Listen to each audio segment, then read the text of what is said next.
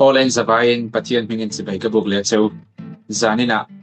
Saturday zan ti kan chun som le dona tun chumai ro hi chuan Andrew lalfak oma Belgium PhD zirlai nimek kan hriat thiam dan tur chuan pastor PL thenga fakpa kan kom dona ni ani hi ka chen thatak mai ni a kan in kom renga tun chumai hianin hun chamin pe thei tur kan lo hle ni rai lo te hianin aron lut ve dona zanina hun lok thak tak kan man cheu ka bai sei ni in zabai ka lo lom le cheu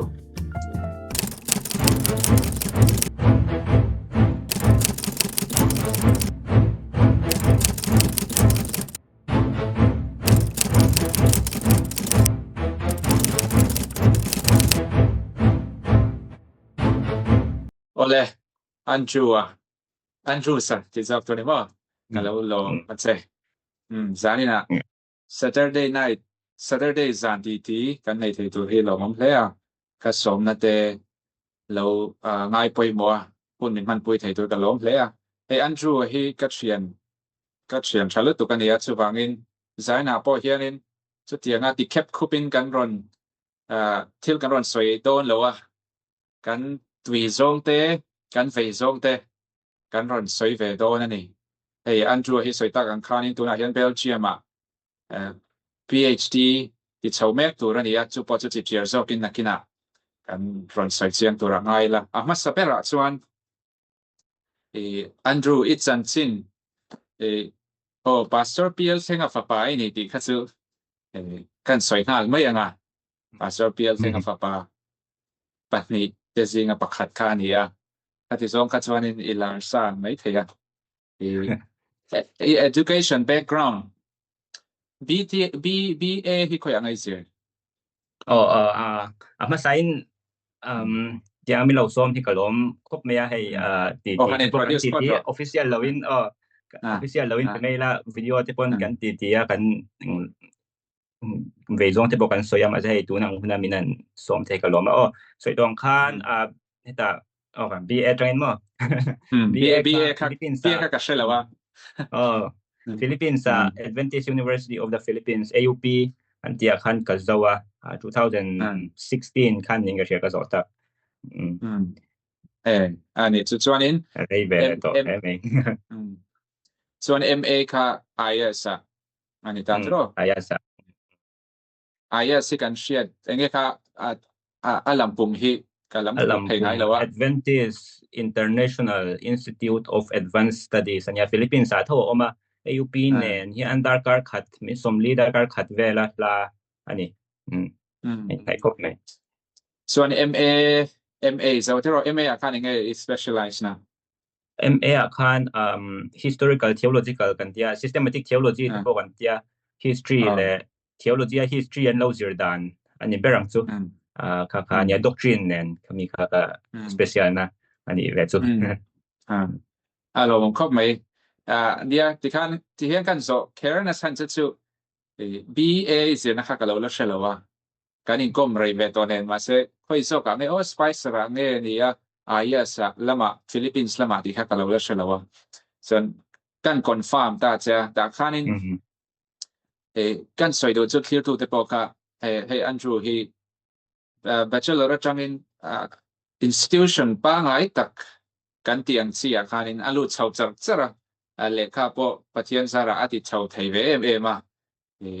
hey institution pa ngai tak kan ti chan chu institution a po strict ve thatak strict tram a standard po sang ve tak chawa khanin alu ta tiang khan aya sa thadeu na zawa tin tuna hian Belgium I oma chuanin tuna iti me ka hi o kami ma khanin kanin hriat china kha kan soile lok nga MA philosophy po izau tero kaka Philippines rang kalet nu khan punia kapate spice ran thowang khan punia khan kalet punia khan MA philosophy kha kalale Pune University atangin MA philosophy kha ka tau vele ani COVID lai khan ya ka zo lai chu 2020 chu MA philosophy izo na le tuna ithil ti me ka hi ain kai noi chau deu takin ka hria จุดตัวไหนตีเนี่ยขั้นหันส่วนไม่แต่เซเบลเจียมาไงหน่อยเวก็ส่วนขั้นMA advent ayah saka zo khan theology lam khapatita theology history lam khapatia sekata khan ayah sa khan achat rualin kemin kadu khoplo na chu philosophy lam kha philosophy la theology join kung kai ema bang khan philosophy lam kha kemin ke ma ka shelo dewin ka sia ka theology ni tak tur chuan kha bang khan philosophy kha englo Pune University khan ka la khania chuan khami zo khan helam Belgium lama PhD ti na turte lam te kha ke enna ke en khan helaya research master program anti hioma chu research master chu advanced master an te heta chuan PhD nge PhD pre PhD kan ti ang deuh kha research tak zirna kha nia khata khan hi chadon hi katia an program vel kan en kha philosophia hian branch shan kan nei ta metaphysics te khatiang branch shan khan pakhat kha ethics ania kha interesting learning ka sia ethics kan ti chuan mi zo tong tak hian engting ya kan soyang thil thale thil diklo kan clear shan thei dan philosophy taka injir na khan yang chu action enge kan mi zia kan ek ngo kan thil ti chale chalo khami khan yang chu kha helaya theological ethics lama khan hi chadon hi katia theological ethics lama research master chu kati le ani kha in kung kai na chu philosophy na hian kung kai ani chu research master anti chu kan shit thiam dan tur chuan in Europe a khian in research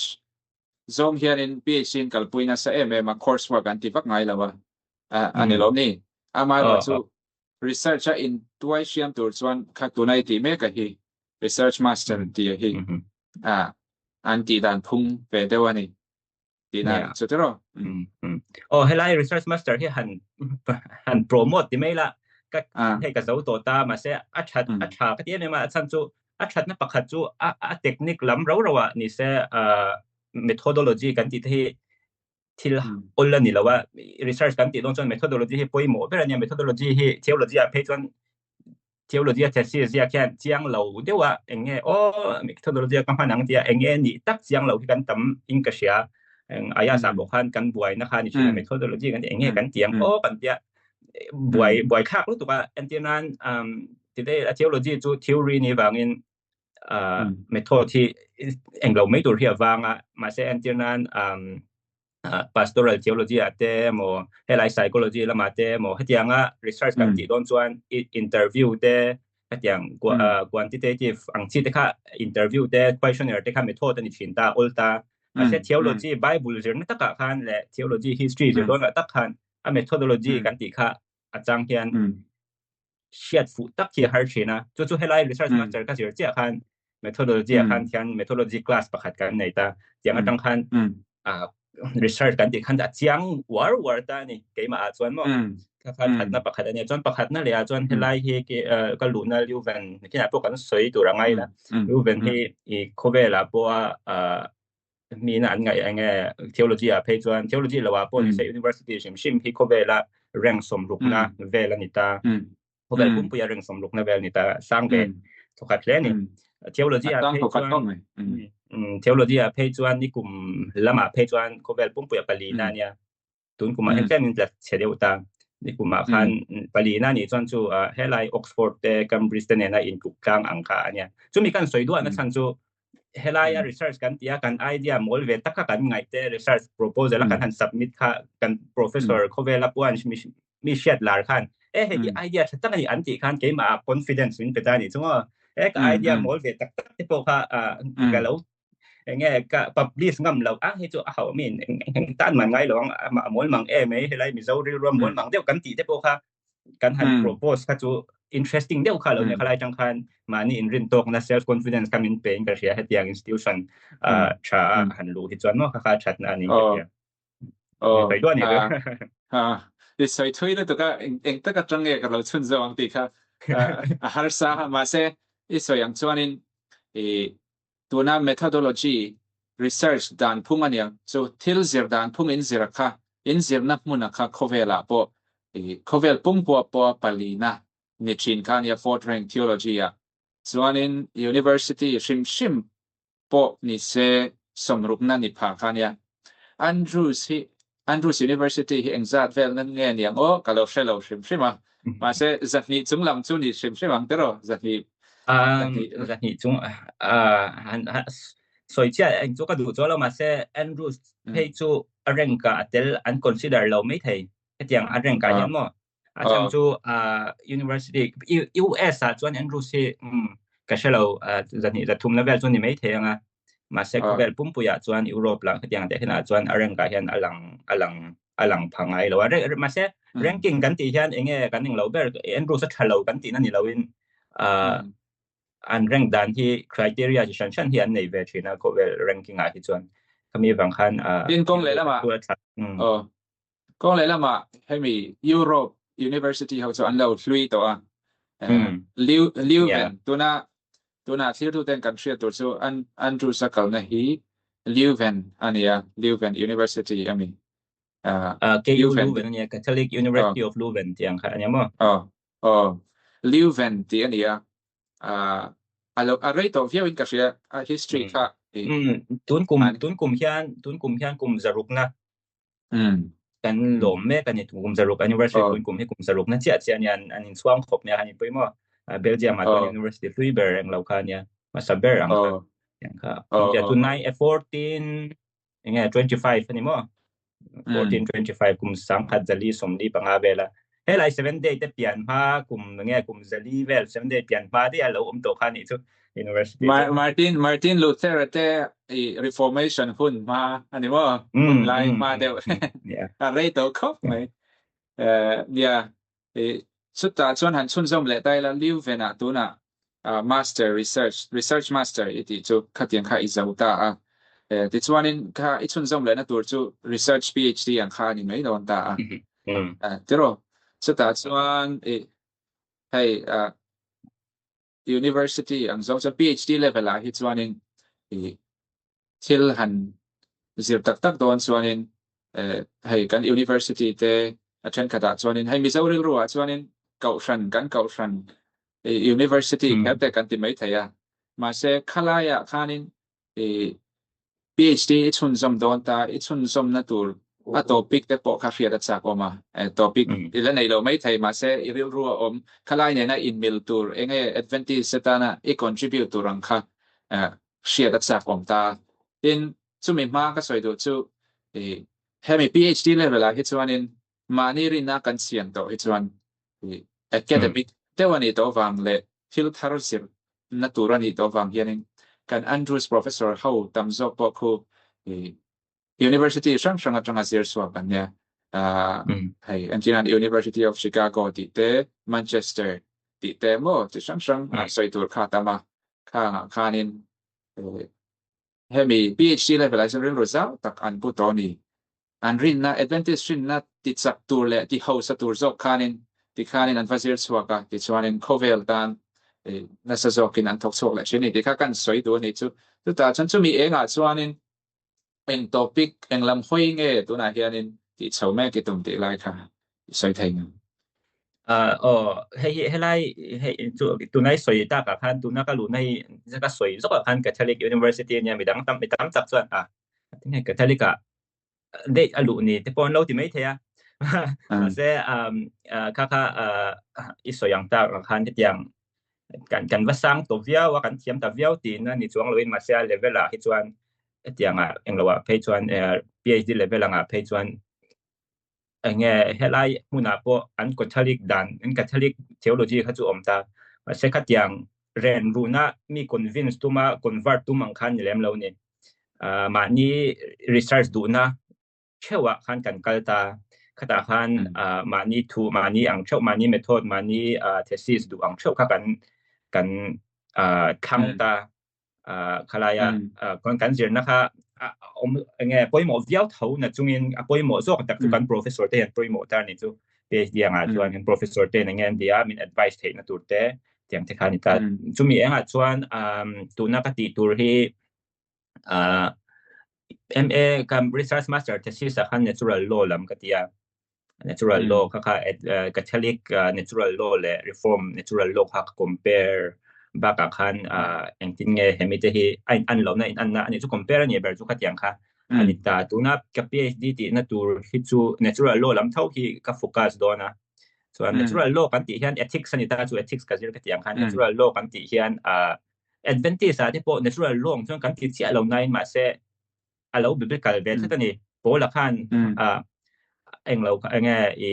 ale ka thon pakhata khan gentle te po enge an ma ni chia le chhiat na in bible nei kher lo po ni se thil thale thalo an sia khami base khan an just don a pathianin ange adas don ni tikha alo soi ve khami base khan ni chu natural law chu nature kan anin pathian thil siam te kan anin thil thale thalo jon ke ma ni conscience ke ma ni ina enge antianan khoi huna po om ta la khovel ram hun khoi huna po om laตัวถ้าจุดฉลานี่ที่ครับมีสองโลกแห่งกันผมเดียวกันนี่ตัวขัดอย่าง nature ตะการกันโลอมค่ะเขามีการอย่างจุดโลจุขัดอย่างลำค่ะก็จะเป็นโดนจวนเขามีเล่เฮลัยยุโรปแต่มิซาอุรามาที่พวกนี้เสร็จตัวหนังไล่postmodern ideas กันที่อังที่ relativism ขัดอย่างที่ข้าตามตัวตาอารมณ์ช่างเซลโดนิงก็เชียเขามีนักกินแต่ตามตักจุให้ไรประเทศรินเราในที่สิมติแต่ขัดยังที่พวกขนาดกินแต่ไอ้นฝุ่นแต่ตาขัดยังลำข้า natural law เนี่ยนะconnect นะข้ากระจงโดนเนี่ยเวลาข้าหันสวยวักโดนจุดตัวตั้งมาเสขมีแต่จุดนี้ natural law และ postmodern idea เองที่ไอ้กบกันเลยกบกันเราแบบเองที่เนี่ย natural law postmodern ตาsignificance ที่ลำพังตัวนี้จุด natural law อีกจุด1 plus 1 is equal to 2ที่แต่พอที่อันนี้แบบถ้าว่ามันคัดที่สองปอกกันคัดอย่างคัดตัวแค่มาscientific mathematics scientific อันนี้ตาคัดอย่างมาเส้น natural law กันติดตั้ง ethics กันติดที่จุคัดอย่าง objective ตะก็ยังไง science ตะก็ว่าobjective อังค่ามา objective จุอันนี้ไทยเราตา ethics กันติดอะไรอย่างส่วนอาจารย์จุมี behavior มีอย่างเงี้ยอันเราmoral dilemma ที่ยังไงป่วยข้าวเดี๋ยวรวมตาเสียจะไม่ยังก็มีตัวเองก็ใช้เทียมเจ้าเราใช่นะเดี๋ยวคันเอง solution เนี่ยกันในยังที่คันนี่ที่เราเรียนไอ้ด่านตั้มตักข้างง่ายชินตาอย่าเอธิคตัวไล่เขาเวล่ะส่วนนี้ตัวไหนเห็นกันที่เราเขาเวลเราทั้งเฉาเสียละเห็นอ่ะป่วยทับตัวละอันที่นั้น AI กันมันด่านพุ่งอ่ะแต่พอethic โอ้ง่ายตา professor แต่ point สิบที่ตัวเต student แต่ point assignment ที่นั้นกัน copy paste เทียม article แต่พอกันเสียที่นั่นก็มานี่ค่ะ author อันนี้กันเสียเทียมเปลี่ยนสีแต่ที่ชั้นชั้นค่ะethic then pastoral ค่ะองค์แทนกันหันกัน pastoral line นะพวกนี้ใช่ตัวหนังไล่ยังไงเทคโนโลยีที่เราทำตัวบางอย่างเช่นนั้น bioethics ละมาที่พวกpastor แต่อย่าง religious leader หมดที่เห็นโซนนั้นตรงโน้นนี่อันที่นั้น example ประกาศไปละหนูปัญญาฟันไปไทยเราตาตัวหนังไล่celebrate mother อันที่อย่างอันที่missing มีเจ้าขัดอย่าง problem ที่ขั้นจริงๆประเทศนี่นะพลังเงินพลังเงินอ๋อขัดอย่างissue ตั้งแต่ที่เราสวกตาส่วนethics อ่ะพอยหมดเดี๋ยวเจ้าโดนก็เสียนี่เราช่วยให้ตาช่วยให้ homosexual issue ที่พวกเรานี่ตาเสีย ethics อาการนักความเดี๋ยวตาขัดอย่างที่พวกเนี่ย ethics ที่ตัวน่าตัวไล่รอนทัร์ตวิวจูอันนี้สวงเล่มเราว่า Bible แล้วจังเงินยังไงประเทศนึงดิกเลว่าฮีกำตักินเราเคลียร์ซะมาเราจะตัวไล่กันที่จังกังเลยอิชูถ้าช่างกันในฝั่งเฮียนึงค่ะป่วยหมดแล้วเห็นก็ใช้ที่ตัวจูอันนี้แหละจูadvantage perspective เดี๋ยวเล็กก็ขัดยังหัน connect ตัวรังสีข้าอินเดียตัวน่าอิทิลติดตัวมาเห็นนี่สวยไม่เท่แล้วเพราะน่ะป่วยแล้วอีละติ่งห้าแล้วว่าจะวางอินที่เราสังขารเราสังเราไม่ได้ advantage ส่วนตัวน่าเห็นจู advantage จู biblical ethics กันที่ตา Bible ค่ะ ethics principle ด้านการบังตามาเสกขัดยังพวกขันนี่เสร็จเลยมากันฟิล์มคูร์เบงไงการินสุก็ไงด่านจูตัวนักการสวยต่างเทคโนโลยีทารุณสวยยันตัวนักการ problem นักกินนับ problem กันแล้วไหนที่ไง AI ethics สังเกต Bible ละจัง principle la ki har ta em ani chu an san chu problem kha athar lu tu ka wang le bible hun lai le tun kan hun lai ina kan problem nei kan buai na nei ethics problem kan nei khai ang ta lo lu tuk ta khami wang khan connection kha har ta ni chu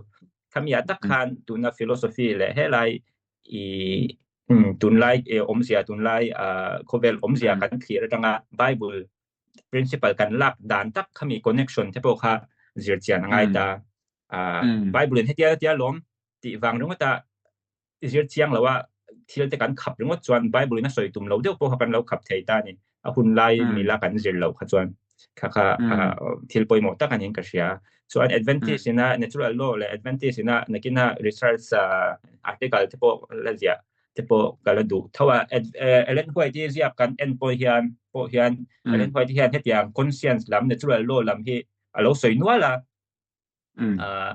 khami lam po kha zir chian historical research ta ka zir chian te po kha nakina chuan ka ala poimo don in ka sia la chado interesting ve shim na zara khan wa ye khalama khanin thil zir chian tur khotlang le ka frantana poimo tur kha atam sodon le ka sia kha ke po ka lo mai tha khanin aphurom patia halam bang khai thai tur kha lo mom hle mai tuna thil dang le pakhat chu tuna Europe rama Belgium ilo zir thei ta midang zirlai dang mizo zirlai te local ve du don ta se Europe rama zir hi ahar sangem ti kha isoi vek thei lo mai thei ma se ngi mo toi fel de soi thei soi tur tam khop me khalam chu thil chi san san oma ka zir don mon ke ma research sa he hi chamberang tia englonia Europe zir a shim hi chuan thil ti tur tam tak oma ma se tum ve shim chuan kong hi om ve zela chuan chu mai ba ka rin ai takin injil chianga ikal du tak tak ten injil chianga kal dan te admission ti dan te injil chian khan rin ai takhian thil hi alo har salem lo ni ti in hu chu ang a chan chu tiang kan enta Europe chu ka kal thei luang poi sa om lo kan ti mai chin ta ma se tu na adik takin ram dang chu ka va she vat lo ta ma se Belgium bi ka hian han eng lo tai la han en tai la Belgium ma chuan hi kan an sarkar hi that em awangin equal opportunity khoi ram tangpon lo kalula englo tangpon lo la injil thei tur ni ti equality khan ngai poi mo wangin khatiang opportunity kha lo om ta tuition te po hi atom lu tuk ta ram dang ngai to chuan US te chuan dollar sing thum sing li tuition ani lai khan le UK te po sing thum euro an pound ani lai ta pound ani lai Europe Belgium chuan tu na ka zir na hi market mai the ni tu na ka zir na hi tuition kum khatan sang khat zali chiani euro om sia chu India chuan ngoi khat sing li vel ni chu tuition ni atlom kop mai kha ma se semester khat ani lawa kum khatan ni chu kum khatan le ni ha la to kha ma se kha theology a chen ta program dang hi chu atau deu ta sang thum te po ni ve ta ma se kha adang ne na han te khin hian atlom lu tuk ta ni chu an sarkar ta ni sang thum po chu ala tle mani chu tum haya hey Andrews lampang te an fee te kashia kai point an fee hi alo pera semester krai chuan dollar sang ru ania kum khata dollar sing khat sang hi tal chu ngai ta ni chu chu mi kara euro emo pound emo sang thum chu ala tlem lu tu mane chan nia chu perspective han nei tai la India institution cha deu po ni se han zir don tai lan tuition hi nge public university ten ni lo chuan a to vel tu ko ni chu spicer po ni la nge an tuition hi sing thum sing li ni ve tho ni ngo tuition ta kha tiang ngai to chuan ya ai chuan ka shelo hun kan seng tam tu kem ka shelo ma se kha tiang mei ba ka khan tuition ai ma chuan helai ron ka na buai thak chu helai man he ni ta ni man hi to ve kum khata hian deposit nei nga ya sing khat sang thum vel angai ni ยูโรอินมาเช่นกันตรงเล็ดโดนตาข้าหน่วยทุ่งหน่วยขัดหน่วยส่งปทุมหน่วยส่งปริเวณนี่ซูมาเช่นอินเดียจวนมาเช่นกันตรงเล็ดเลยตาขัดที่ขัดที่คันเกมันนี่อินโจมนะตัวนี่ซูอันให้ไล่รถกันละง่ายอินโจมนะตัวนี้ในเราจวนขามีอันไงทนวังอันเราวังขั้นยังวังขั้นอันดีโพสิตทางไงมาเช่อารมณ์นั่นแหละจูตบนั้นเบลเจียนะเฮลายจวนสตูเดนนินนากันทกตาพาร์ทไทม์นินตัวนักเก็บผลหากันทกตามาเนี่ยจอมเทนี่กลุ่มขัดเดียวจวนมาเนี่ยขัดตาเตจะเรียนจะเป็นสกว่าเวลกันเอาลักหลุดจวนมาเนี่ย working student นั่งเดียวชัดกันการขัดตานี่จะกันทกกันอย่างกันเราอินตัวเด็ดเทนี่จูสิ่งที่เวลด้วยจะกลุ่มขัดตาจวนอินละเละไทยเท่านี่มั้งรีสข้างไงเวีย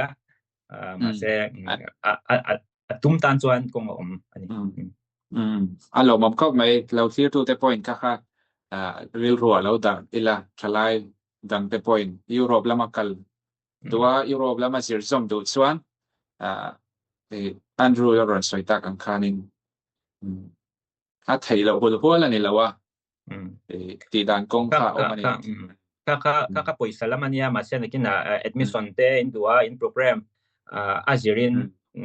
admission requirement hi omthin ta English test te po nga kakatu program azir kan ni ta khatlam khachu in thei tura ngai dai la in kal don ni chuan kal mi ham admission requirement kha ngai ve ta ni chu admission requirement a kan le khathiam te ngai ve ma pu chat te ngai research paper nei chat te ngai china khatian khan nei chat ve ka ngai ani chuเนี่ยเละคาซิร์มีแต่ซิร์ซอมเซลดูมานี่อินตัวเชียมาอินเชซาวเซลดูตานเละโคเวลเละเกาชันตานปัวเงี้ยมีจังกายนี่ดูตานถ้ากงปักขัดยุโรปลำกงให้เฮตาอันดรูซาโลกัลตัวโอเมก้าจุดกงปักขัดกันหมู่อันนี้ที่ข้ากันใส่ตัวที่ให้ที่ดูแต่เราเรียกแรงตานก็อัชชาก็ที่แบบเรื่องกันใส่สวกแบบเรื่องพาสปอร์ตเข่งpastor PL แข่งpastor ลาตักไม่ยันเนี่ยรองบอลนะเต LPS เตช่างรองบอลนะรองบอลนะวางในนั้นกอมชิงส่วน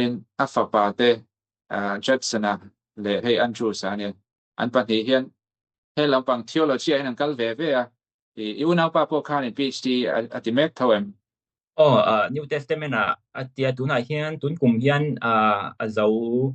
azawang karing atia ado kun tur hitu ala chiang che lawa masya ni chu Netherlands University danga PhD ziak me kan alo mo ko may pastor PL kaya fakom katia ipahi at sansu dihianin hey pastor atu ma ka so chan chuang lo ma se pastor te hitu anfa te pastor til emo hemi theology line na han kal le ti tur hianin an lo thing lo thin deu lekaมาเสนั่นนี่จะอินซุ่มกว่าอินปะเทียนรองบอลนั่นปะเทียนทูละมาอินละกัลเสาเซลที่ปะเทียนมาสองนั่นอินกัชยาจะจุกันสวยลำไปดูเชื่อมมันนี่เอาเลยตัวน่ะMA philosophy อาการเล่นเลยลูกอีละเกี่ยวกับ philosophy สิบกัจจากะมาเสกัฟเฟเซียงเราMA มาตัวน่ะจุกันสวยทุกมันโดนเราMA philosophy อิสิรนักขานินตัวน่ะอิสิรชาวเมกตัวนั้น education จะชอบไหมกันเฮียนินอาปุยวิวเซนกันริงข้าไล่เวลค่ะ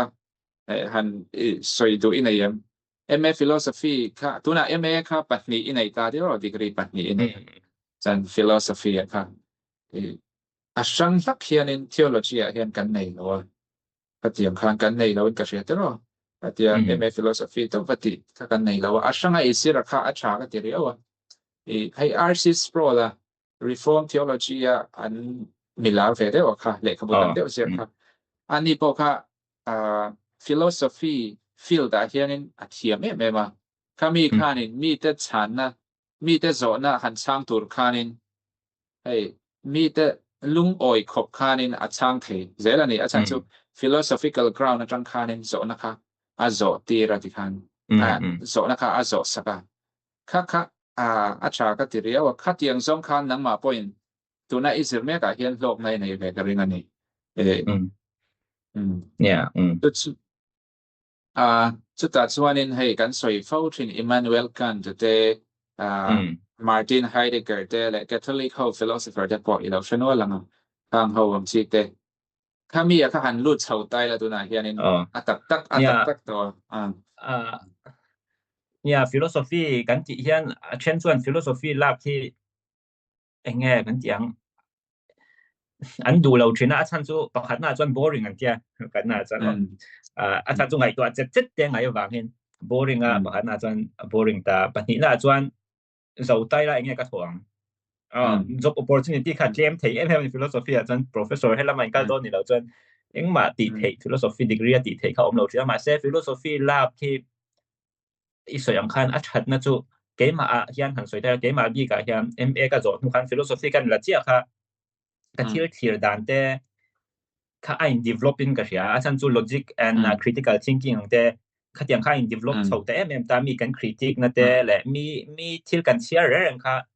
มาอินกันเชียร์เทียมด่านข้าดังตานี่ที่เชียร์เทียมที่จะพวกกันมันจับบิ๊กกันก็เสียมีเคลียร์ด่านเจ้าถูกกันคัน logical กัน critical thinking ข้าเราอิน develop ตาที่เชียร์เทียมที่พวกมินปุยจู่ให้ไล่ theology มินปุยนะจู่ข้าล้ำเปียแล้วมาคัน theology จวนอันเดียนั้นนี่ไม่ doctrine of God แต่เราเจอได้ละปฏิญาณนี่นะแต่เราเจอได้ละปฏิญาณจู่เนี่ย Trinity ที่พวกเราเจอได้ละข้าอดีตตักจวน theology ที่ philosophy เนี่ยphilosophy เนี่ยนะแต่กันเจอจ้าข้ามีนั่นมิน argue นะจู่สองข้ากันที่กันเจอคันอย่างที่จริงอย่างจริงนี่ที่ให้มี argument ให้คุยจังให้กันแข่งคุยง่าย premise มั่วpremise อดีตง่ายดีเราpremise นะ conclusion กันเนี่ยนะจู่ข้ามี logic ตะกันไงตัวด้านข้าดังตานี่จู่ที่ข้ากันให้อันนี้ไว้กันเกมรถคัน fallacy ตั้มตะข้าเราอย่างเราจะมีตั้มตะกัน convince อัน hard ตามาเสีย logic ตะกัน premise จังกัน build เท่ากันตัวปากกันconvincing ตะกันนะสวกไทยตา theology ปนนี่เสียข้ากันเนี่ยจน Emmanuel กันที่ปอยสวยตาให้ไร ethics เพจจวนมันกันแต่Descartes ขัดอย่างเขาส่งเขาค่ะHeidegger ที่ปนนี่เสียอันปอยโมtheory ปอยสุดโดนี่ละกันแต่รู้สวยด้านจวนจริงๆเนี่ยที่ข้าเสียละ theology ปอข้ามีbackground กันแต่ philosophical background กันว่าเชียร์เราจวนDescartes ที่ปอดูปอนี่เสีย philosopher background กันเชียร์เราจวนtheology กันเชียร์เทียมปุ่มหลุมไทยเราอินกับเชียร์บิ๊กตะกินกันละสวยบิ๊กตะกินกันละสวยเจ้ากันนะพอดิเทลจวนกันไทยเราไม่ละตุนAdventist theology ที่จู่กัน theology biblical theology นี่ตา philosophy ที่อัตตมรู้ตุกเราตานี่มาเสียนักกินให้ไล่ตุนไล่ theology and there modern theology แต่ postmodern theology แต่feminist theology ที่พวกนี้เสียขัดอย่าง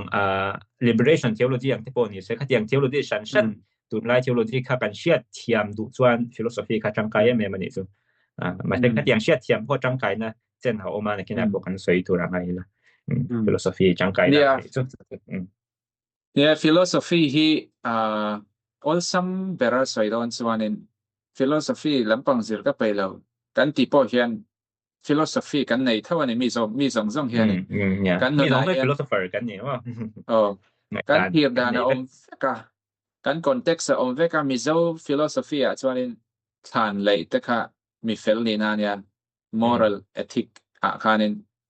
กัน morality คันทานเลยแต่ค่ะเดี๋ยวละส่วนนึงไว้หัวส่วนนึงเลขาเสียร์ค่ะ morality ส่วนนึงมี fel นี่นะเนี่ยที่คันนึงมีเจ้าpop culture ขัดยังข้ากันเนี่ยจุดยังการะมูมาลตะกะกันเรียลรู้สึกแค่แต่หันเสียร์เช้าค่ะ systematic แต่ก็หันเสียร์เช้าค่ะอัดโลกทักมันนี่ที่ค่ะอีสวยจังพวกคันนึงก็เชียร์เทียเนี่ยข้าลำพังข้าจุกัลสันโดนไตละอันบวยนะประคัดมาไงเรา reformation นู่นวันมาจูมาคัดส่วนนี้ Latin Vulgate version ฮีร์Bible ขันมังะ Latin ตรงขันมังะอันนี้เราส่วนกรีกและเฮบรายส่วนนี้มาเชื่อ reformation เราเขียนเสียมชัดนะคุณเราเขียนเสียค่ะMartin Luther ที่เขาขัน German ตรงเต็นอันเลต้าส่วนนี้เสียนะครับนัสตักินเราปุ่งตานี่ส่วนเก่าช่าง Protestant เก่าช่างเราปุ่งตาบอกว่าส่วนนี้ข้าไม่รู้ว่า kan ke ni pa chu protestant chu kan lo piang ta mai ani san kan ai tua le thianin ama khanin kau san catholic kau san kha catholic is universal ti na ni mai universal kau san ti kha ni mai kha ti kau san ziding ania ma se uncle swalta rai tak chu uncle swala van ram ticket en zuara khang ti khanin antia bang khan protest na kha aron thleng ta ni chuanin khalai chawa tang khanin i lo thir ve dan ani thon karinga khalai chawa tang khanin bible min an han zir tak tak kha scientific labang thila po khanin enge thil mu so kha ron tam chau tanin ka sia khalai kha a historical theology ve kan yang kan kan chuanin helai ka sir mai chu thil bible hay tu na po Oxford ite Cambridge ite po Amazon Theological College ve kan ilom ne tero Harvard ite ye Theological College ve kan ya Amazon Theology hi king alal ber khan china so ma se min pathian tun han sir tak tak reformation period sir tak kha science lama chan chauna scientific revolution industrial revolution aron swak ta printing press stand of siama it's one ti khanin siam chat na kha tiang printing press na de khan an the ta ni ti kan ho kala ka chu soi thui ta lo mai la kha men ho khan ti khan industrial revolution aron thlenga coal sang aron chua ka ti chuanin hun hi lo thleng ta modernism mi ta khan in science lampang an lo ngai sang ta science thir na manga bible an han sil le khan science manga bible science thir na mang le science methodology manga bible an han sil khan han sil so kha dang ta te mai ni khala ya kha tu nai soi philosopher te ho te po kha anin nam thoi ve garinga khang lai ve la khan Immanuel Kant te ho po kha in nam thoi ve garinga ka khala ya kha ni karon koi lu tu na chu philosophy ve kan ni khang ho po kha a phe na kha nin philosophy thararon oma mo ama ka chan theology kha apoi mo ver kha ni tu na chuanin ma se scientific research ang chia khan bible an zil la ta bible la thil mak ti zong te kha hai hi chu a thleng thei lo thil reng history so ein repeat tu rani chu wangin ruwa asur chin na chu wang chu a historical fact ani thil reng ein repeat kha chuan historical fact ni ma se tui pui sen kan ti te kha chu tui pui sen kan ti te kha chu voi khat chawan ka na hai hi chu thon thu mai ani ang ti te khanin an conclude ta ani khan chan kha ka chang khanin Europe ram te secular dewin an om ta ang biakin ten khara bar te an siama biakin chu tiang te kha an chan sin ka lo sha china chuanin chuanin apoi mo ta chu a phe na philosophy leng vel kha apoi mo ta philosophy leng vel kha tiang hun lai philosophy modernism modern era hun lai philosophy ka adik lo ve kan ni lo ma se aron ahma orthodox le conservative taka an lo ngai da na kha aron phet la ta ni alai vel kha chuanin kha ta chang khanin soisel chuanin postmodern era lo oma so postmodern era phai chuan tu nai ron soyang khanin kami modern era kal se la chang khan science lampang tui chau na ne tun lai kho vela postmodern nu de kan ni to relative truth thu tak om lo ti khan ka ron tui pui ta khan song kha philosophy in thila hong na sat sia lo ni ta se tin i hemi kho chak lam India te yang chu kho chak lam shem Asia te po philosophy san le hlak an nei le Eastern philosophy an nei le kha mi khan an nung tlata ta thil kan hriat thiam da na kha ama crawl level a khan ain ang ta lo shem a chu wangin he ta kan dialogue a kha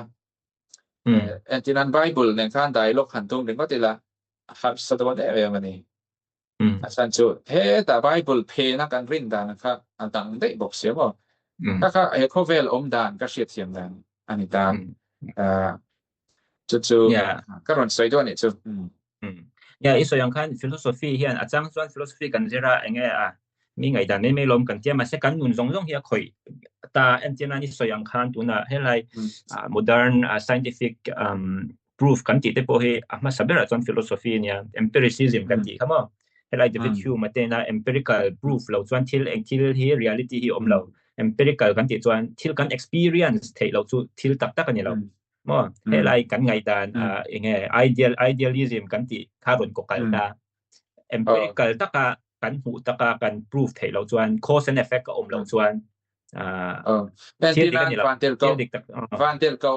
saparup nei ti ta kha om ta ni kha empirically kan atak tak khain kan hu tak tak thei si lo wa mo thil sang sang kha bai mo thil sang kan va na bia bu ka om ti te ni ta kan song song te po kan kwa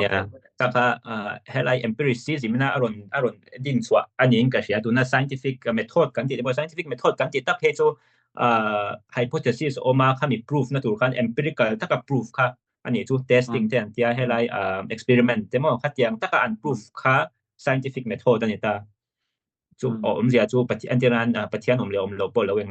lo ngai tu atai la scientific taka kan experience taka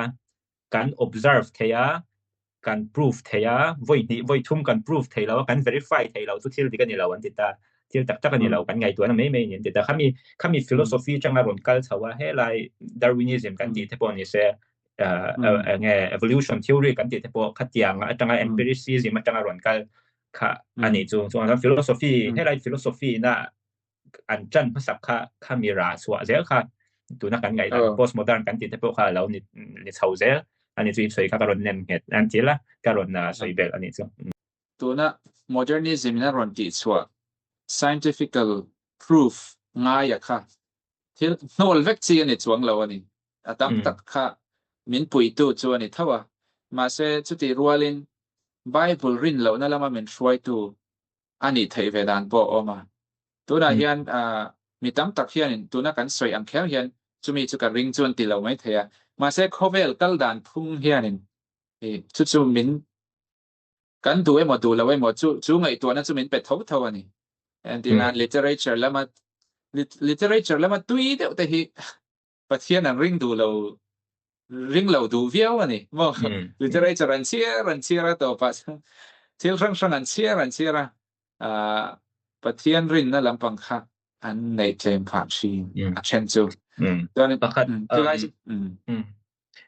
postmodern hitle min han soi fia le la postmodern kan ti tak hian enge modernism chu helai scientific method khan aron klemin aron kung kai deuta ma se postmodern kan ti chi hian adik tak chuan postmodernism kan ti hi ngai dan tam lutuk awanga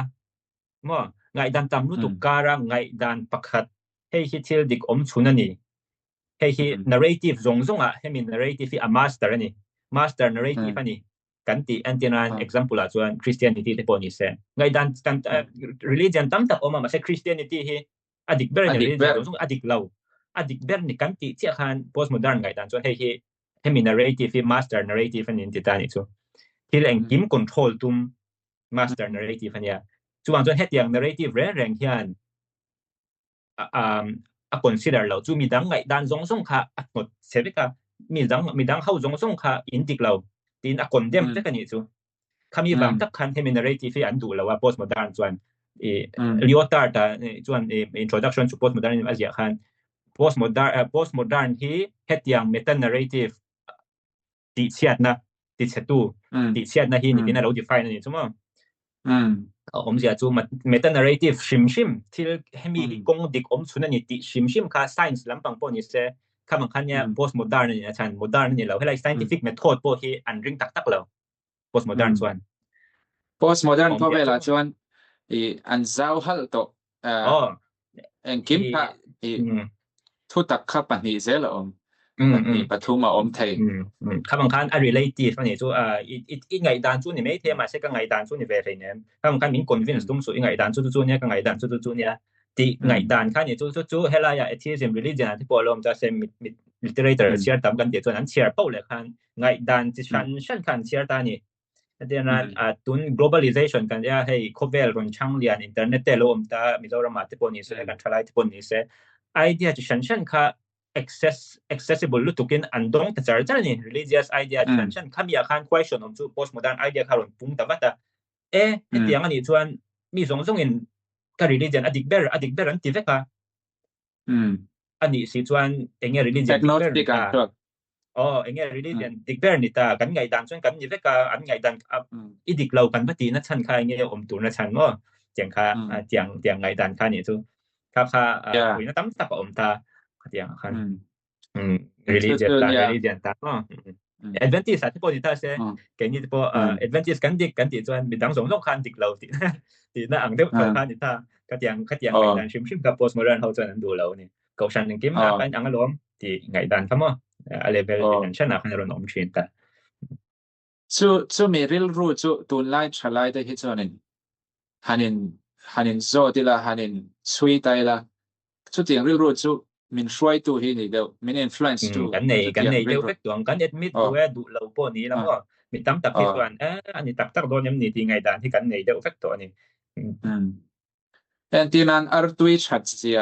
ข้ากัดเสียระด็อกเตอร์ทีมลุตุก scientist ทีมลุตุกเสียกัดเสียระอาชัดเสียอาชูมูอาชัดเสียกัดเสียอาตุกะ scientist ดังทีมลุตุกอาชูมูชัดเราเสียกัดเสียเลยตานี่ฉะนั้นกับ scientist รินเวแต่คันนี่บอกเสียค่อยชอบเนี่ยก็รินังโอ้ตีก็ไงตัวตาตัวไปส่วนมาโรริงเราไม่ยังมาทุกตักตักเราเนี่ยให้ชัวอันรินดันอันหูชัวเวเนี่ยตีอินตัวไปส่วนมาค่ะง่ายป่วยหมดเราเดี๋ยวริ้วรูคันินก็แต่ได้ไม่นี่ก็ตุนไลค์เขาเวลาส่วน information ตั้มตัวรู้ตัวก็ information ค่ะการโลกป่วยตัวเราว่าการเจ้าป่วยโซ่ใช่นั่นเองซึ่งมีการจวน philosophy ดิกตัก philosophy ที่เขาหอยดิกมาเทียมดิกขั้นในอัจฉริยะแบบเป็นอะไรนะเขามีช่วงมีจวนได้ละคันเล่นเลยได้ละกันสิสกัดเปียกดิเสียนะตัวละจวนช่วงมีจวนเนี่ยจุดโลกันติตักคันเนี่ยจุดโลจวน objective ตะเกียนที่ดิกเลยดิกแล้วโอ้มันยันติตาเขามีตัก postmodern idea เองจิ้มที่เองเราล้อมอันติเนี่ยคันเองจิ้มหมดทัก relationship อันในไทยอาจารย์จุด postmodernตั้มตักพวกเฮียนตัวถ่าจุดดิกเราอันที่เวกตัวมันตัวถ่าดิกที่น้องเราชัดเจนแบบขัดยังไงตัวถ่าจุดดิกอันที่เราเวกมาเซ็ก postmodern relative truth postmodern ผมจะจุดที่ดิกตักก็เราอันที่มาเซ็กขมีเพนคันที่ดิกจุดอันในเวกก็มันเองหมดตักก็มันจุดในเวกกันอยู่จุด ethics ตะกินมาขมีตักrelationship build เองเราขัดตัวมันนี่จุดข้าแต่ถ้าข้าเนี่ยpostmodern เขาบอกข้าเนี่ย absolute truth รินเวเดลสีข้าส่วนนี้ประคัดtheologian ประคัดก็เทสิสักเชียร์ส่วน almost absolute แต่เดียวalmost objective เองเอาเดี๋ยวนี้เองตัวมัน objective แต่กันให้เห็นนี่ที่กัน conclude ดูแล้วว่ามาเช่เองหมดตักที่จูobjective ที่รินเวกมีสิ่งสองตัวนี้รินเวกในตัวโลกกันที่กันในเวกกันในเดียวกันนี่ถ้ากันเจนดูเราไม่นี่เราจะอดีตถกขัดเยอะอินกระเสีย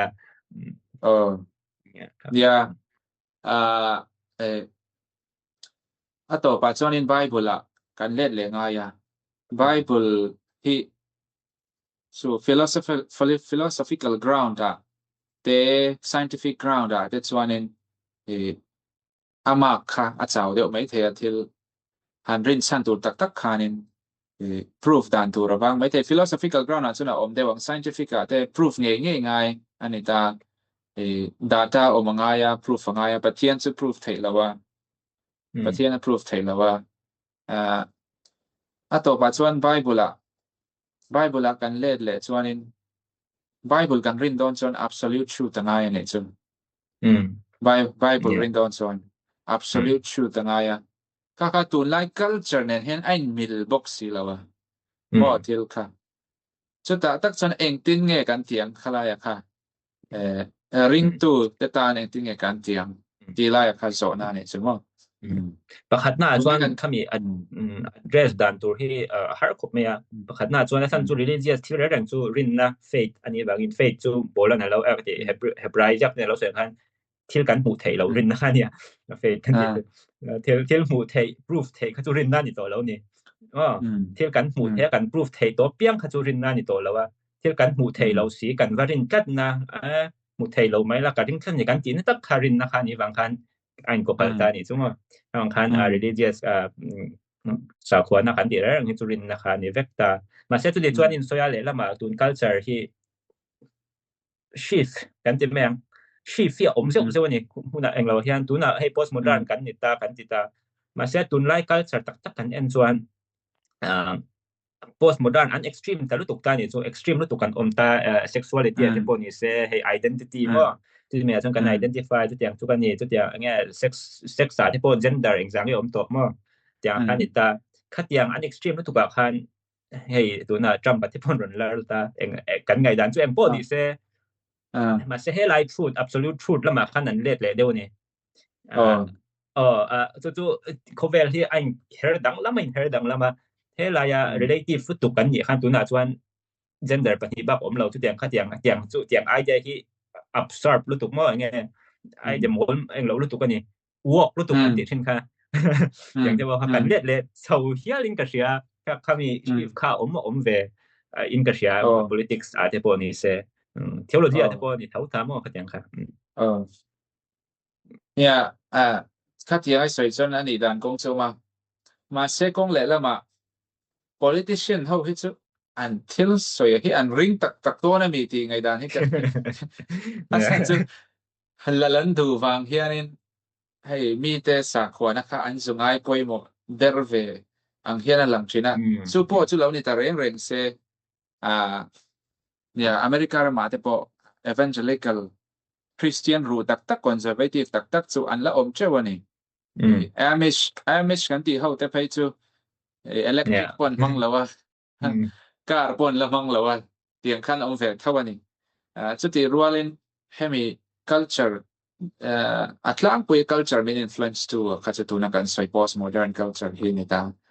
chu philosophy atanga thianga tang pon kami postmodern khanin mi hi atne veka engti zong po in movie ani emo kan kor hak dan kan thil thir dan bible apo bible kan share dan thlengin bible a hianin bible chang pakhat hianin omse pakhat chawa nei lo omse sang a share tu zile ama mo zir khan omse sang anaya bible hian thu cha pakhat chawa nei lo ang tiang chi encounter revelation ti te po khan kan soi thei te zinga pakhat chu ni ta tin adang le chu enge pathian and emotion atang min lo bia emotion kal sang min lo bia han tiang chi te po charismatic movement aron chuak chawa pentecostal movement de lo chuaka engen thu pui ber ti chuanin emotion kha aron so sang va khan pathian chet na anga ngai na kha anasa chuanin heta thil reng cognitive thil ngai tua buk to na chia le tra han ti vel ai ma kha chuanin ka feel them ti te le ka feel them tiang chi kha tiang zong khanin kalpui ani ka fa charismatic movement kha tiang te po kha tun lai khovela kan thil ti dan phung chuanin ka shi kha in soi kha interesting real kan lo be kha tiang charismatic movement kan ti hi tharvia wa kan ngai me se ma se he lai catholic hun lai ti la catholic tu na pa om thau ta ma se he lai middle age hun lai khan le modern period chho hun lai vel po khan hey mysticism kan ti hi mo catholic mysticism kan ti hi alar mani hey hi adik tak chuan mysticism kan ti hi charismatic movement ang deuh hla kan ni ta tianga i pathian mangai na mania dong lu tuka emotion rit lu tuka antla wanga theology te poron bible kerlo bible ngai dan kerlo mani in an ngai dan pathian in pek tia ngai dan thilzia theology zia kha om no le chu mystical text kan tia an experience te han so ya mani rom ka kalpon church pakhat ka kal chu an sculpture pakhat mysticism Saint Teresa of Avila an tia chumi na pathian kharau thiam him adon lai tak an sculpture lai te po ka ena interesting ele mo i vantel kau hian i nge achin lunga chun lai ani chu Saint Teresa chun lai khatiang disan tha history lo omani khatiang ko ha ti karon zep lo ani chu nia mysticism hi til mystical til mak thil mak kan ti men chu mi zo trong chuan ma se ani chi lo thil mak chu ma se antinan mysticism example tur chu pola romol tiang chi te enga pola romoli khoi chuan ni tamang tiang chi khatia ang le ai father ho te poina tui holy water an ne ti khanin mi ba an the an chi te kha khanin eng ti engemo thil mak deuh a thleng theia damna chen theia ram hoi na chuak thai chu tiang kha mysticism chu ne ani tamaya khang kha ni e khang kha anasata cái Catholic cái hết chân má trong cái nào ông tôi cái sự khác hẳn chung anh ngày bôi mồ cho xin ami bạc hạt anh ya anh ngay bôi mồ anh sụt bốc mà Saint Teresa thì phải chọn ngay sáng đó tụi à nia con lại là mà hết mi cái xiêm na so mysticism hi anh mà ni soi ang khéo cho nên anh soi về cái đủ xuống lâu Adventist and mysticism kan ring ti kha chu dik thei lo mà se hey Bible boy han sui la logic te wa han ti tum mai la ato pa hi chon enge pathian ka mi element kha om lo thei lo ni tu na hey mi tam ta ken revival te pu kan nei ta pian tharna kan ti te poi mystical experience ani to enge mo ta ka ma ni logic ta ka soi fia thei lo lom na nei kha mystical experience kan ti kha lo ni ve ta me ni adik tak chuan dia kami ka extreme la pathian revelation la khan om chin ta boy chak ma chon ya tun lai charismatic movement a hi chuan in thil mak te mystical thil te wa kha ma the in kami kha mani in thelar nan in market nan an mak talut to ka kha kha chu hei thu puana kan ngai kha kan chiar thei vana trangin mai ka an kau thang sarau bol lo khang zon nei der khatian tena anti vana tranga mai kau thla thei hial khopa thil mak an tia kha chen khat chuan tun lai charismatic movement here ni ati te pon oma so en kim he chu kan va judge vek thei lawa ma se chen khat hi chu khatia anga lang te po kha ani le thawani chu lai ka soi do chu balance cái mà ni mi malin hết hiện căn balance sẽ chu ne lawa mà sẽ cái po ka pian thar da na kha soi fia the ne chuang lawa mà sẽ ka pian thar ve ka pian thar na khan ka thil ka nun lui sual zong zong ka sim da na kha chak na ka nei da na kha ka shelawa pathian thil ti ani ka ti ni pathian thil ti ani re an poka ato pa hi chon hey logic vek ani thailo na chin kha oma chu ti roan logic kan hol thailo ani thil adik le dik lo kan hol ringot kha chuan adik chuang lawa ma se antinan intellectuality ringot manga pathian nei hi tum tai la har savia wang achan chu tian logic tak pon hei argue the ni ve la logic tak chuan tinan pathian I ring ni ti chuan supernatural I ring ni ti na ni ta supernatural ring ni ti sia enge mo chena mystical element pathian ni na in zom na kan soya ri le si lo chuan tum tat kha logical lo ni chu logic ta ba explain pathian I premisa pathian supernatural enge natural nature pia lam thil ti thei zok ka ring iti chuan pathian in relationship po kha supernatural ani tur ani logic ta ka explain thei natural ani thei lo shim shim ani chumo pathian khan ma se kha kha limit kha kan lo ve kha ngai ta hey zol nei te po han ti don tai la zol an nei zol khan nei van lam khan zola chonin an zol khan a hun lai mi te pe chonin an ring kher lawang don tun no a bible an oma kan ring mei nin ka ria en tinan lng wai di te po zol nei an ta ti khan a hun lai chon om ve lang zol la kan tang nang in la na han mota se suat han tlu se ami te han va deu pop ta se ram hoi na man ni hi kan ti mai thei khatian khan mystical ring lo tur deuh hi Adventist singa po hian thil mak tia han thleng ring lo tur deuh hi kan om ve to mai thai ne Adventist singa po ma se khami rin lo kha ka soyang khan logical lo zo pani chumo pathian ring kan ti chuan pathian chu tharau ne lo pon bible pon kan worship pon tharau le อย่างเงี้ยมั้ง spirit and truth จริงนะอย่างงี้กัน worship ตัวนี้จะ spirit ที่ใครอย่างเงี้ยมั้งคัดอย่าง experience กันเนี่ยเราว่าlogic ตะก็ที่ explain ตรงนู้นคัดที่เทเราอันนี้แบบเช่นอันนี้จุดก็มาเสีย limit ก็ส่วนกัน draw เทียมข้างไอ้เบีย Bible กันละกันตีนู่นว่าคัดส่วนที่ดีกันนี่ตัวเราเช่นนั่นนี่ครับชักก็ไม่ให้กันยินกอมอะไรตามาเสที่ปักขัดและสวยตัวเราออกมาให้โรมาเตกลาพุ่นช่างอาเตอีกลตายุโรปะอีอมนัวพุ่นช่างเตreformation เนี่ยนะอินซอมแต่พออย่าง history เนี่ยนะอินซอม Bible และ history เนี่ยนะอินซอมแต่พออีกกันริงอ่ะส่วนบางเงินCatholic เขาพอ Catholic ทิลติแต่พอเองหมดเช่นมิดปอนิมโหกันริงอันนี้อิสยามชัดนะหุ่นเราเช่นนะลูเทอร์เตอันเราชัว Presbyterian เตอันเราเปลี่ยนเสาลายคัน Catholic คัน in Council of Trent อันไหนอันจะถูกก็ in ข้องกุย Council of Trent ก็คุมเองซักเงี้ยในเลยก็เทงเดียคุมตั้งแต่ในกุมสมธิโดนนั่นก็เชียกุมสมปริยัติเวลาอย่างกุมที่เดียวเท่ากับที่คันอันไหนอันไหนเบอร์จู reformation อันมานี่สิงห์โปรเตสแตนต์เราอมเตเบลเลดด่านตัวเล่เองที่เงี้ยมันลากด่านตัวคันนี่ไม่อะขณะการ strong ตักกินอัน council อันทุกลูกนั่นเตปอกค่ะตัวน่ะหมู่ตัวเราอมตามาเสตุนนายเฮียนิน Vatican II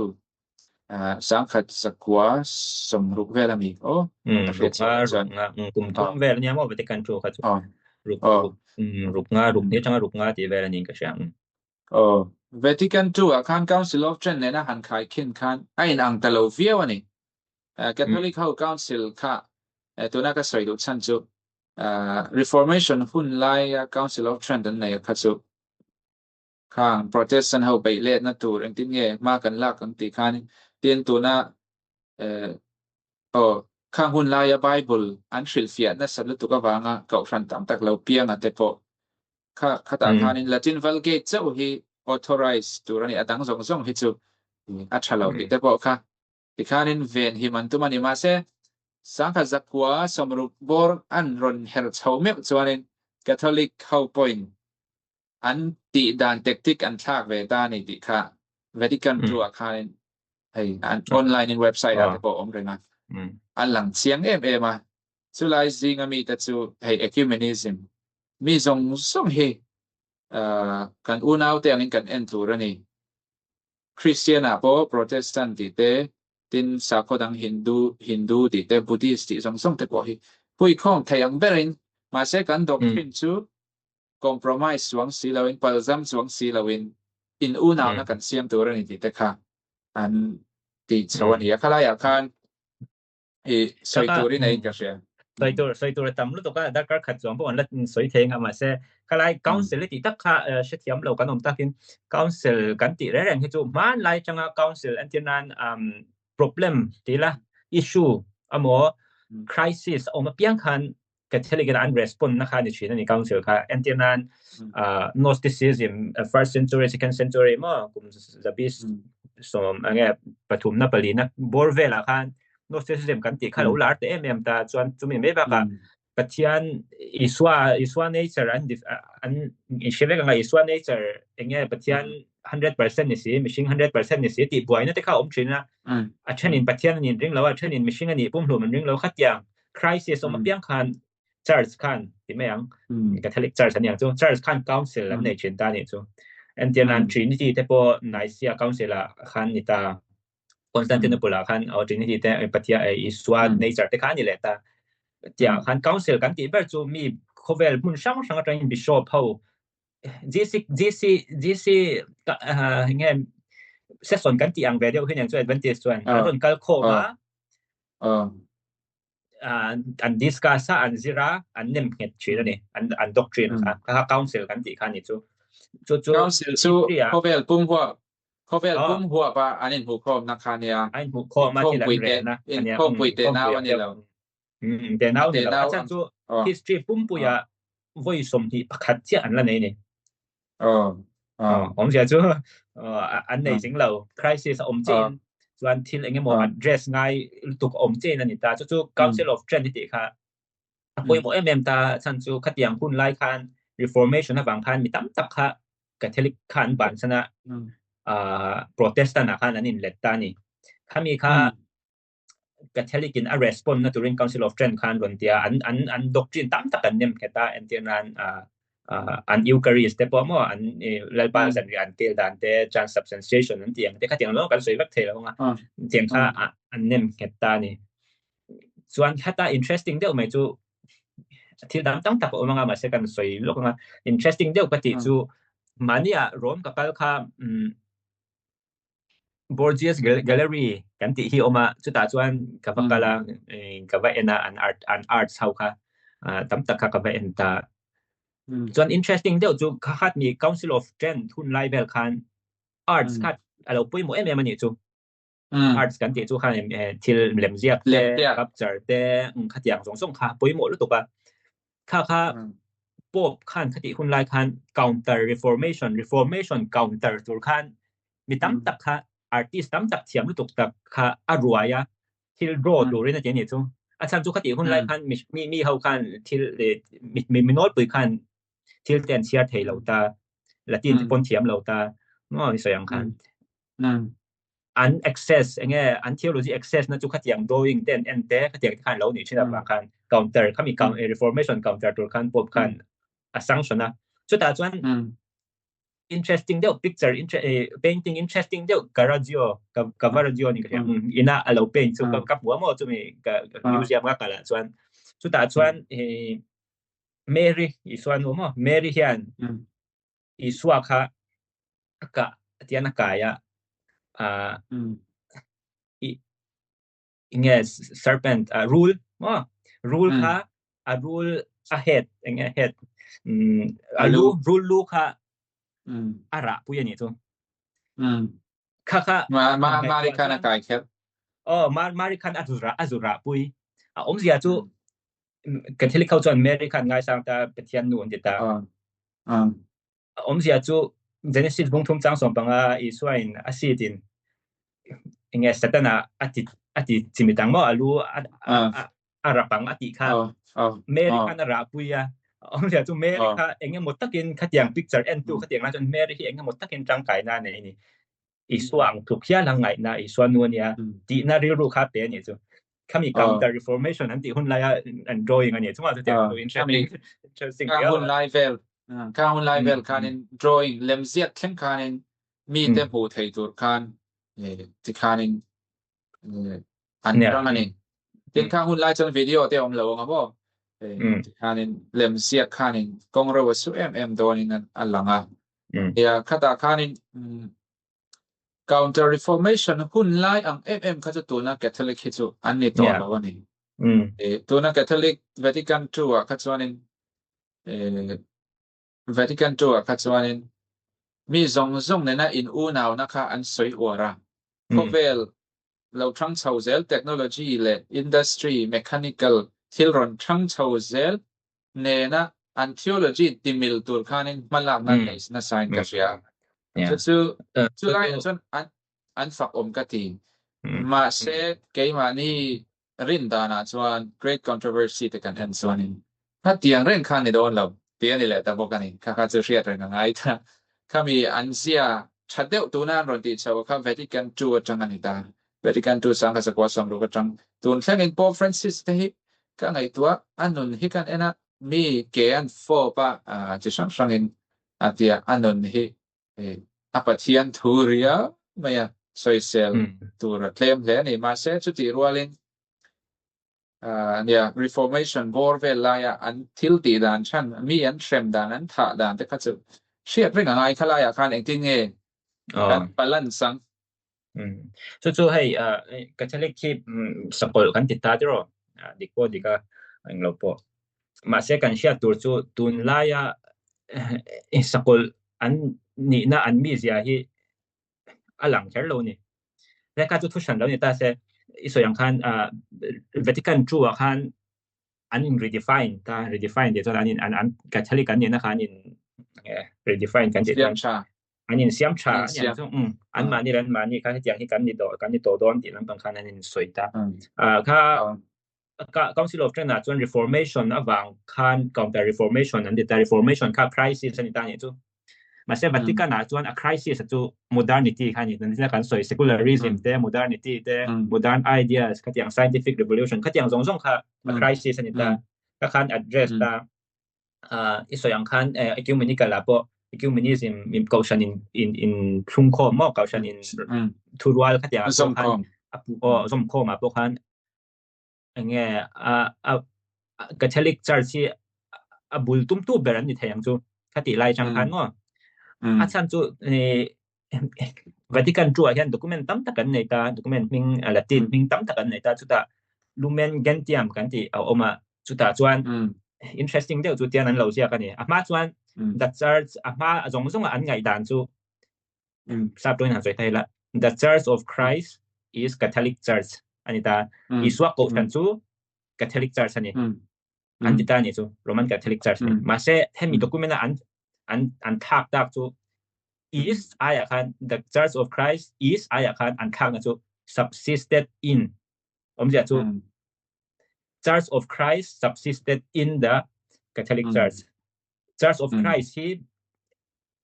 Roman Catholic ka hian omani isi tiam em adang lam chu Catholic Church Church of Christ Catholic ni to am ti to lawa ma se Church of Christ Roman Catholic ka anti chuan ko shan dang a po thei anti na ni chuเนี่ยVatican tu khanin an soi fiana khanin ko shan dang a po khan pathian ami te Catholic mi kha anai vek te kha an da te la ni an soi na khat yang an enge doctrine ecclesiology mo doctrine of church an thak chia khan mi tam tak tan ecumenical movement khan kong an hong ta mo yang khan thak ta chuan in ko khan som khom na ama chuan an liturgy an worship dan tipo Latin lo chuan worship ngai lawa Vatican tu nu kha chuan an language ma language in an worship theta khatiang chi shan kha modernity ina ron kin chi shan kha aron implement ta apoi mo manin Roman Catholic tan chuan mo hai kha an mani in define nan chumi wang chuan ke po ka helai ka kal tir ka englo ka zir tir khan hey Adventist ka lo zir thina wang khan Roman Catholic kan soi sel don reng hian man laya an ngai dan man laya an ni na char kha kan soi sel thin ta ka engting sekolah ni tikan proof don pon man laya an ni na ang kha kan base khan kan nei chin ta ma se thil poi mo dewa kan ka sia chu khatianga kan interpret don ni chuan tunang laya an ngai dan po kan zir chiana kan chiat chiana khatiang mila kan soi kha ngai be kha khan credibility min pe dona khatiang ni lawa an ngai dan ni lo dewa kan soi khan thil problem ani theya hai nang kon le khabu te khai ziak ta mi na 7 day chiang mang lawa an soi sel kha chuan ru na du kan du big lo kan du big lo kan ngai dan ni nem kan tia kan chang ve ta khatiang thawa kan vati khan mistake tam takan nei the ni in ka sia chu soi ta lokila ron sai chu ka mak de mai chu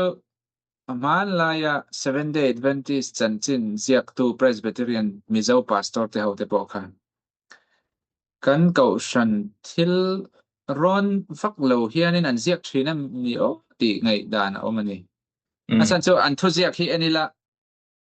he thiang hi kan ngai dan na te box si lo a ang tin yan lo sia thaile ti turang hi om chaw ani tu ngai aziak tu ber ka se to lo a hlui so po mo don Dr. PC biak siam a point aron ziak ta khang te po adik lo na sa ma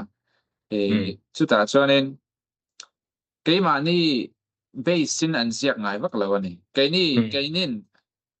Adventist and Catholic ho kan du tua kan vai ang lo do thau thia ni kan ba khiu sang deu hian ma zir chiang soi lo da zir chiang ni la tu soi sen la tur tam tak om ani Mary an ngai dan te official ta kan ngai dan te soi sen la tur tam tak om tabat te ke te po soi sen tur ma se kat yang ni lo dian chiang Vicaris Filii Dei kan ti te po pa in zia peruk som luk paluk kan ti yang te ngo tu na chân soi vak to lo in ka sia wa se ma kha chan kan soi ve china kan soi sia som luk paluk kan soi don chuan kat yang zir chian kha kan ma mo ani in ka sia เนี่ยhết thì khi nó giao cho cả tổ làm cái lâu này đó ngạ khi nó giao cho các hồ đàn xuân Roman Catholic Church hết chứ thì Covel huộc phiên vil ru hiện này Covel zel hi thì khanin Covel kha và update zel là doin kasya chuan Covel pum pui hi suai tumin kasya chu tiang chuan cái ni Adventist chuanin thu tak mai kan này zol nei mangin thil sang te sil lokin kan lo oma chulaya chuanin ma lai ang tho khan in church and state in zomna kami kha an ngai poi mo in kasia tu na po Pope Francis ate tu na po Pope Leo the 14 te po kovel rem tu rin an swak zela an ni chuan politica in nam hnoi hi apathian thu an ti ni chulai vel po chu soibel ka chak khop mai politic te secular tu in nam hnoi mà sẽ các tỷ khán kan tỷ ta mà sẽ ăn mani ngày đàn nó kan anh lâu kan vắt rượt xian chuan anh ni chuan politics sa cái năm hồi lâu thì về lại thôi nhỉ mà mà sẽ policy khác turin giờ xian lại kan này em kan này khác kan anh lâu cover khi chắc làm rồi kan khác turin thì khán ngày đàn rồi ta khác kan ngày đàn Adventist này kan ngày đàn khác đang này cái chuan cover lại năm hồi lâu cover soal na trong in là sang tur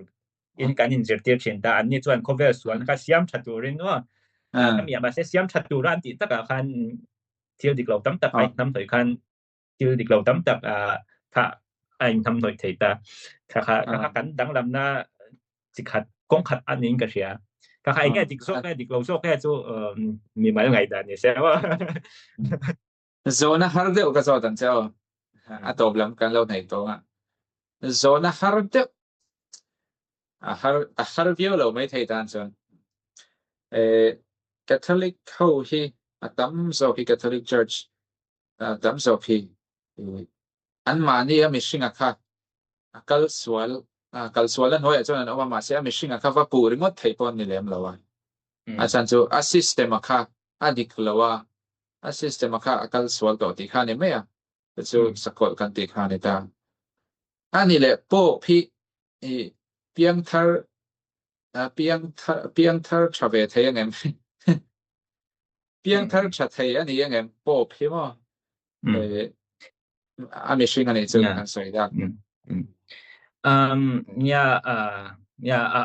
zona chan isoi khan har deu ni thei ma se ol deu po ni thei ni har deu ni thei na chu Adventist ngai dan chuan kan bias deu wangin pop khatwa thazong soi kha kan du lo ta shim ta pakhat na chuan ka kha har na ni ve ta Adventist perspective changa hir chuan ma se a ol na zong ro chu pop kan ti khan mi mal pakhat ve pathian ring ve khan ni thawa chuan pop kan ti an hei pop history kan en chuan pop Leo the 10 Martin Luther pop hun lai pop Medici pop kan ti kha chang te kha an ma ni piang thar lo kan ti mo swal pop swal kan ti a kha Roman Catholic tun lai hun lai kan professor te poina reformation hun lai a pop ho dan kha an soi sel ve thau an ti kan ti mia lo an protect mia lo khatiang hun lai chuan khatiang kan nia ma se khala tang kan zero tu nia chu tiang khatiang protestant ho kan ti du da china an ma se pot chu khati lai khan abik tikin protestant ho po khan dau let ve thau ni Martin Luther te po kha zir chian chuan Catholic tam ta kan that chuan protestant zinga shim po reformer anti Calvin hun reform ho te po khan helai Zwingli te ho kha Zwingli pe to Old Testament anna Baptist ho kha an that keu ni chu an rin na bangin kang han khati hun lai khan a context and kan Catholic ho che in enge pathian mi te protestant ho kan soi sel ni protestant chung protestant ho zinga po khan in thana in englo na rap khap tak ka in thana kha at kheng ta mani chu anna Baptist ho kha anna Baptist ho an ti du na da na san pakhat kha chu Baptist ma kha in phu ma chan khan du kha dik lawan tia Calvin ho kha an enge luya an trao ni kha tia luya an hi ma tro an lung ne an tron beta lung ne an tron beta khan an trao dir china tiang zong ngai to khan mà trên nội thread thì bộ kha nghe bát thiên yêu tụi cái ngay kha cái tiếng khan thì về cái tiếng capability khan này về thâu nhỉ chứ các Roman Catholic cái va soi chặt đúng là ni lawin mình mới lang hàng zong cái en hiền thiếu địch lâu tắm tập ổn thấy system kha chả lâu system kha ไง Catholic system แต่อัน theology คำนี้ปุ่มฟุ่มข้าจุดดิกเราอะไรเสร็จนะจะรุกสมรุกปรุกสกลพวกเราติดใจละมาเสียมีมาลงมีกันเทคตัวเรื่องกันเกี่ยวกับทิลดิกันนี่เราก็เชียอดีตตะเกียนโปรเฟรนซิสที่ข้าส่วนเอ็นไตละทิลเซียกที่พวกเขากันเชียร์ตาทิลเซียกเช่นกันเชียร์ทิลเซียกตั้งแต่เทโลจีอันนี้รัวลินพาสตอรัลนี่ดิกตักส่วน systematic ตะเกียนอดีตเรานับพัดมาเราpastoral nya yang kan ya homily tu soi ang ni chu kan ning lo nge mi zong hi in kang vek kan ya pathian siam vek kan ya chu tiang kha tiang kan respect tu ni equality kan ngai poi mo tu ni kan environment hi kan protect tu ni environment hi kan take care lo chuan machine hi kan bo dal thwai do environment ti chedon ti lam pang kha jiang sa ni chu tiang zong kan en khan he chuan mi machine mi te mangai le me kan ti dai thaiบางครั้งอันมานี่ทิ้งลุงกันว่าเช่นเราบางเห็นเกี่ยมันนี่กันว่าจัดการปัจเจียนไอโอปัจเจียนกลุ่มเกี่ยลังไงเงี้ยเกี่ยมันนี่อินดาเขากันนี่เทยิ่งกระชากขาเดนเจอร์อันนี้เป็นนี่จูเตียงเห็นอยู่ตักแต่ละอะไรรู้ตักส่วนนี่เราเงี้ยอิโมทีฟ behind นะอย่างเงี้ยหมู่อันนี้ที่กันตีนวัดคัน conspiracy นี่ตาว่าขัดอย่างข้าเราตัวเงี้ยเดนเจอร์เขาไม่ได้ตาเกี่ยก็ไงด่านั่นเนี่ยเขาไม่มาไงด่านั่นนี่ซึ่งyeah conspiracy sau khi mà sẽ ăn thịt thầy phía này ăn tiệt tổ ăn thịt mấy thầy ạ conspiracyเนี่ยông gì chứ Catholic cậu sẽ nạp bao hiền bát hiền mi tắm tất cả nó mà chút tắc hiện tại bao nhiêu mà mi tắm chút tắc sẽ không kiếm xí lâu khang hậu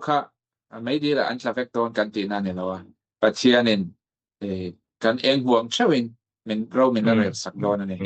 เช่นให้ไล่กันให้ไล่กันสวยตรงจู่ให้มี system มันดิกเราเขาเวลไว้ส่วนตัวค่ะอันนี้แต่ system เรื่องว่าเดี๋ยวเราอินเสร็จนะมีอับุมดันตัวค่ะอันนี้เป็นแมงใช่ไหมนักกินอันตัวนี้มาเสร็จตัวน่ะอันจูสรอนสวยตากันขานินdata อันมานี่รินดันฟุ้งเฟ้เนี่ยนะทิลซิลเจียนสุดชักครบไหม Council of Trent เดปอซิลเจียนนะชาAdventist ตัน Vatican II เดปอซิลเจียนนะชา Vatican II เดปอเว็บไซต์อันไหนเฟกแต่คันไอ้ตัวเต้น English ตรงปนอัดเสียบเล็กเท่านี้ค่ะปอยหมอที่ตัวเดปอยCatholic เขาค่ะการสุเชียดเจียนโดนจนข้าง Council เดเขาค่ะปอยหมอแต่ปกติข้างนี้แต่ค่ะที่จริงคันดูโตแต่ไม่ละชวนนึงตัวเปรนานให้เราที่ตัวเต้นเท่น่ะเองนั่งมาตัวน่ะอินกงสินอิสโอเมกับจังเงินเองสาดูอินทีเดียวหันทีเดียวรวยแต่ละมั้งแต่ Adventist ที่ละเดปอนเนี่ยใช่มั้ง Adventist กันนี่นะอังเดปอนอันนี้เทีย Christian อังเดปอนจะดูหันติขันเองมาขันยิ่งบิ๊กเราว่าเคยพอจุดเตียงหันติส่วนหันจะจุดเตียงส่วนเกี่ยมังอินอมรู้เตียงค่ะน้ำพังขันนี่เราเห็นมาเสจะด้วยสวยท่ากันส่วนประคัดหน้าส่วนกันknowledge มั้งกันเทโตเป็นเจ้าคือนั่นแต่พอนี่เสเจ้าหวังกันเทโตเป็นมาโซนตุ้มลำโจกเป็นกันตุนักกันน้ำไม่ขัดดูโตเราเป็นเจอนั่นลำสร้างโจกแต่พอนี่เสมานี่ให้ไรโหลดตำดูวังแต่สเตตัสสันดูวังแต่เนี่ยเราเป็นมานี่ชิมeducateนะเจอสันกันเทโตอังเชื่อว่าเจอสันตัวมังตัวนั่งไล่ไปจนอินเทอร์เน็ตต่ำตาอินเทอร์เน็ตกี่โมงตาให้ไล่กันจะรับพอ library จุกันกันตามาเส library เปียแล้วมาอินเทอร์เน็ตจังกันกี่มานี่เลยกี่มานี่เจอที่ต่ำตาเนี่ยซูไปสั่งไอ้แค่เราปนตัวหนังลายอย่างเจอนะจู่ดวงตะกินอาจจะทุกตะกินอาจจะเทเวกตัวที่แหล่งกิมพินถ้าบางครั้งเจอละมานี่ improve ตัวมังมุติครับประคัดนั่นเรานี่เสียปัจจุบันน่าส่วนยุโรปปฏิกันนมตาอภิกตะกินอิมิโซรามาที่พออันนี้เขาเด็ดอินกับ predict เทียเสปะเทียนริงเราแต่ปะเทียเงี้ยรินน่ามินอุสิตแต่นั่นก็เตียงสมมติรินอีวันฟิงเราเวว่าอย่างที่เงี้ยปะเทียนผมเตละรินน่าจะเตียงขัดเตียงที่เฮียตั้มมันในสุยุโรปแบบให้ส่วนมีตั้มตักเทียนปะเทียนกันริงอันนี้กันอันจะดูตัวเราอาจจะฆ่ากันง่ายว่าเกมมันโลจิกเรารู้ตุกให้ส่วน nghe sinh lâu à giờ sang lâu à anh ngay chuyện khám nhà khan anh trả đồ chụp cảnh riêng nát thế cảnh ngày đàn thế hi giả bui lâu ngu mà in giả bui mấy thế ola soi chua lâu mấy thế ngày đàn riêng po mình một sự palang tia vàng soi du lâu thế chuyện ta tiếng khan cảnh riêng na hi giả bui lâu là cảnh chuan chu mấy bà cả hạt na cảnh nhị na po giả bui lâu mi dâu cảnh nhị chuan mi dâu cảnh nhị na hi in ngay sang ngu chan chu helai ka chia hi kha cái ngày sáng na ni zo ke ma ta mi dâu na kha mi dang chuan min khoi mi zo ram chu ma chu tiang kha tiang chu ma an tia eng ma kan ni la mi zo ram chu kan te a chu tiang ti kha ti khan in pusit lawin ma ni kan ni na kha mi zo ram chu tiang chu kan nya tribal kan nya Christian chu tiang chang ron lut ta nghe cái mà ni kan thu siak te poi min zir ti la kha tiang song song ka in za pui lawila kan ni na in chuang la kan ni na ka in chuan to le mi han min ngai sang amak lu tu kai he kan professor te hena ko chu tiang huna chung ko chu tiang chu ko lo pala tia min address apia han hei hi an rusania mizoram tran ko la chu tiang nor sa chon oma atia chon ka perspective ka soya piang khan ka ngai dan suan ka ti piang khan ani ngai dan hi a hlu lo ni ti ai chuan ngai dan dang lam ani ni an ti na khan ngai thu dei kami bang khan kan ni na te kan religion te pon ni se kan rin na pon ni se kai ma ni sa kwa na pon ni se kai ma ni nge ram kan tiếng kan cái mà ni mi dâu kan in apo ni se in ngai sang in za pui lo in promote zo kamu te kan ni chu alo bom le mai kan ni na ang khan in langam ve ila te kha ani ber mai chuan ka sei tong khan kan ngai dan mol te kan ne mo kan ti po hi mi dang tan chuan ngai dan chan ta ka lo ni thei khan kan ngai dan mol te kan ngai po hi is giả quy là win soi chua càng luôn mà alo chả biết thế alo mong le mai kha kan ti nem ta le mai atira nang ma na chang kan trana education te philosophy te kan soya chuanin history te kan soya reformation te kan soya modernism ite kan soya atoba ti hian kan anh lâu thầy kan khá thầy ta lo một khóc mày các conclude đủ đàn su các khai khom đủ đàn su tuần lai rong ball tu ring tu abik takin rong ball tu te po lo ni ta se kanin cheer zawa kan shiat zawa mi te ril rul su khet kan shiat ve lo chuan mi te van san suwa kha a har do na mi kha karil ruwa lo lang ani mi te vasan suak tur chuanin tun lai culture englo thil sang ngai ngai tu na te an thir dan te vain zira lowin update ve ze la kha a changkai le donin ka riat tuna po khatian zir chho thea kha alo bam ka ti ma hemi khovel mi zo chau tan ni lowin khovel pum huap tan advantage tan po thil thatak tak la contribute thầy tur ni in ka mu cha kha alo mong ka dia pathianin kalam panga khain a voice senga changkai takin ila ti chau tura ka ngaya ka du sakok sen ti kha kan soi du ne chu kha ti song kha ni mai se a song kha ni mai se a chu le ni danga kan lain kom lenga topic khal deu lek te po kan la soi ya so kan tu kan soi main ka sia ngay tại tôi cho na phết chém ngay đầu năm chém biết ngay mấy thế này các số tí này đủ các cái suy này mà em bảo chú ni sẽ thêm cái này sẽ zavai mang trả ule